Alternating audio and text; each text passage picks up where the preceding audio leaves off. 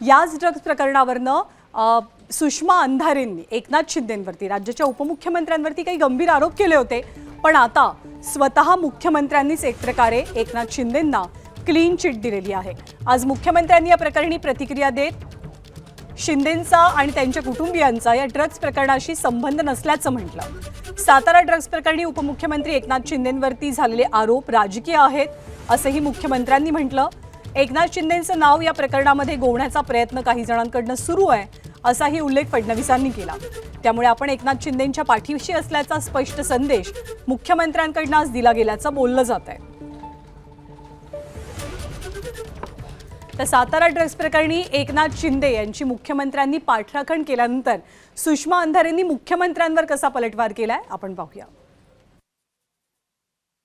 जाणीवपूर्वक राजकीय दृष्ट्या कुठेतरी उपमुख्यमंत्री एकनाथराव शिंदेजींचं नाव आणण्याचा जो प्रयत्न चाललेला आहे तो चुकीचा आहे, तो निषेधार्ह आहे।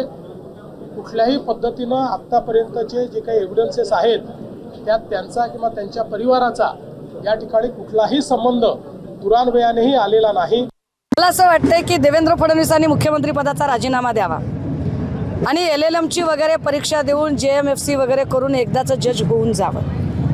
कारण कोण गुन्हेगार कोण निर्दोष हे सगळं ठरवायचा अधिकार कोर्टाचा आहे, तो देवेंद्र फडणवीस यांचा नाहीये। देवेंद्र फडणवीसांनी अशा पद्धतीने क्लीन चिटची भाषा करून तपास प्रभावित करू नये, माझी त्यांना विनंती आहे। दुसरी गोष्ट की एकनाथ शिंदे गुन्हेगार आहेत असं माझ्या वक्तव्यात कुठेही नाही, पण मी या म्हणण्यावर ठाम आहे की प्रकाश शिंदेची चौकशी झाली पाहिजे।